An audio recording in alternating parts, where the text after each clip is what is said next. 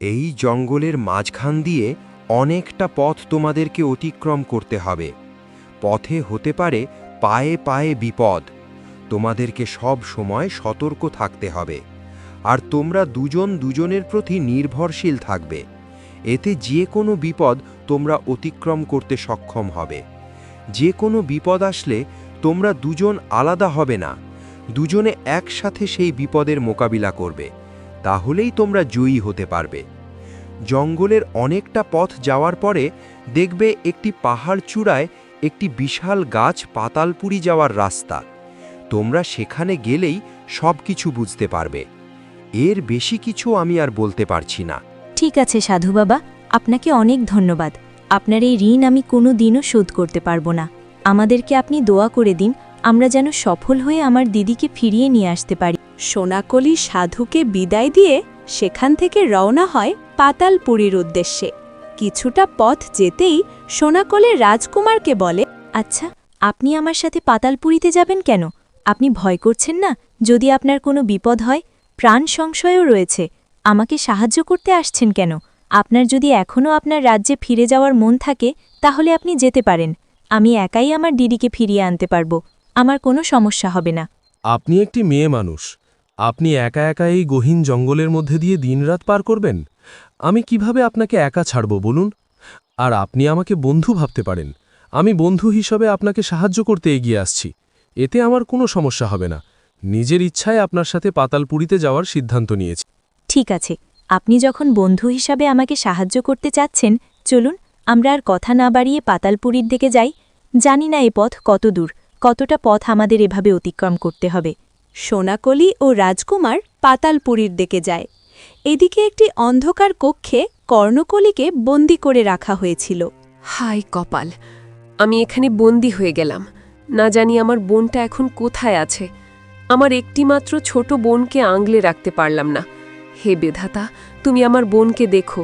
আমি কি করব? কি করে এই রাক্ষসের ডেরা থেকে বের হতে পারবো? আমাকে কিছু একটা উপায় বের করতে হবে। ওদিক দিয়ে হয়তো বের হওয়ার রাস্তা হবে। যাই গিয়ে দেখি। কর্ণকলি রাক্ষসের ডেলা থেকে বের হওয়ার চেষ্টা করে, সামনের দিকে এগিয়ে যায়।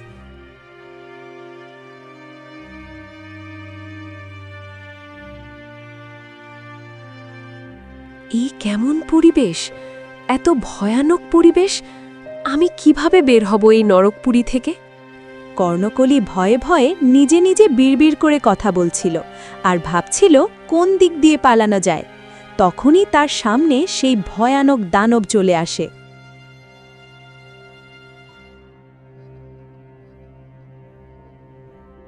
তোকে বলেছিলাম তুই পালানোর চেষ্টা করবি না, তাহলে খুব বড় ভুল করবি। কিন্তু তুই আমার কোনো কথাই শুনিসনি। তুই আমার ডেরা থেকে পালানোর চেষ্টা করেছিস। তুই কি জানিস না আমার এই ডেরা থেকে কেউ কোনোদিন বের হতে পারেনি? তোর এত বড় সাহস! তোর ভুলের শাস্তি তুই পাবি। দয়া করে আমাকে ক্ষমা করে দাও, আমাকে এখান থেকে মুক্ত করো। আমি তোমার কি ক্ষতি করেছি? তুমি আমাকে এভাবে বন্দি করে কেন রেখেছ? আমাকে দয়া করে এখান থেকে মুক্ত করো দানব ভাই, একটু দয়া করো আমাকে। আমার ছোট বোনটা যে আমাকে ছাড়া থাকতে পারবে না। আমাকে ছেড়ে দাও দানব ভাই, আমাকে ছেড়ে দাও। তুই যখন ভুল করেছিস, তোর ভুলের শাস্তি আমি তোকে দেবই। আমার ডেরা থেকে তুই পালানোর চেষ্টা করেছিস, তাই তুই আজ থেকে সারা জীবনের জন্য পাথর হয়ে থাকবি। তোকে আমি পাথর বানিয়ে রাখব আমার এই দানব পুরীতে। দানব কর্ণকলিকে পাথর বানিয়ে তার দানবপুরীর সামনে রেখে দেয়। তারপর দানব সেখান থেকে চলে যায়।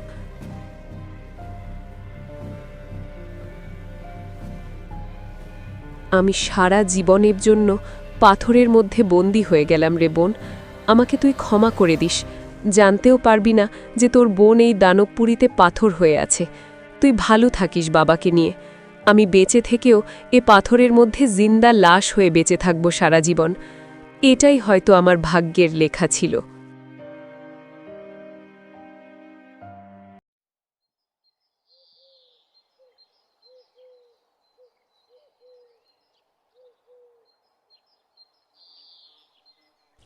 বেশ কিছু দূর যেতেই সোনাকলির অনেক পানি পিপাসা তায়।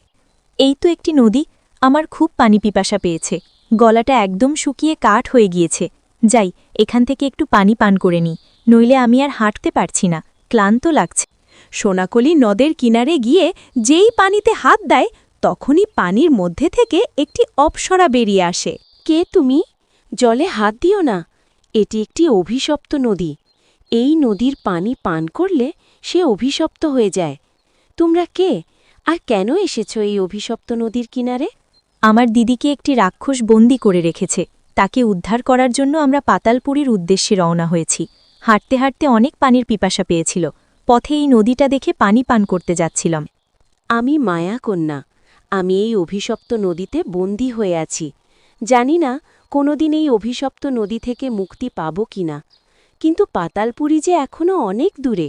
তোমাদের পথে অনেক বিপদ হতে পারে, সামনের জঙ্গলে অনেক ভয়ানক প্রাণী আছে। সাবধানে যাও, তোমাদের শুভ কামনা করছি। যাবার পথে অবশ্যই আমার সাথে দেখা করে যাবে, কেমন? ঠিক আছে মায়াকন্যা, আমরা যেন সফল হয়ে ফিরে আসতে পারি, আমাদের জন্য আশীর্বাদ করবেন। আমরা যেন সকল বিপদ অতিক্রম করে ফিরতে পারি, ওই রাক্ষসকে পরাজয় করে আমার দিদিকে ফিরিয়ে আনতে পারি। ঠিক আছে মেয়ে, তোমার মনের সাহস দেখে আমি অনেক খুশি হলাম। আমার বিশ্বাস তুমি অবশ্যই তোমার দিদিকে ফিরিয়ে আনতে পারবে। এই বলে মায়াকন্যা নদীর পানিতে মিশে যায়। রাজকুমার, চলুন, আমাদের আর দেরি করাটা ঠিক হবে না, সন্ধে নেমে আসবে। তারা আবার রওনা হয় পাতালপুরীর দিকে।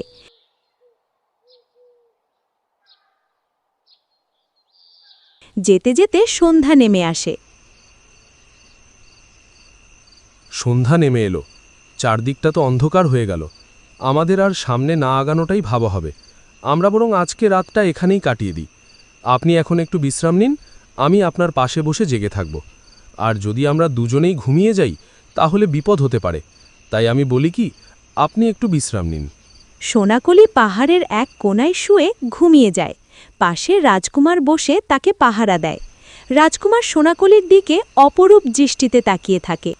মেয়েটি কত সুন্দর ঘুমিয়ে আছে, মনে হচ্ছে নিষ্পাপ একটি মুখ, মায়া ভরা চেহারা তার। দেখে মনে হয় কোনো এক দেশের রাজকুমারী, যে কেউ তার প্রেমে পড়ে যাবে। রাজকুমার যখন এগুলো ভাবছিল তখনই তার কানে ভেসে আসে একটি বাঘের হুঙ্কার। বাঘটা তাদের দিকেই এগিয়ে আসছে। রাজকুমার একটি তলোয়ার হাতে দাঁড়িয়ে যায়। রাজকুমারের হাতে তলোয়ার দেখে বাঘটি সেখান থেকে পালিয়ে যায়। কিছুক্ষণ পর সে আবার শুনতে পায় নেকড়ের ডাক। রাজকুমার আবার তলোয়ার হাতে দাঁড়িয়ে যায় এবং নেকড়েটিও পালিয়ে যায়।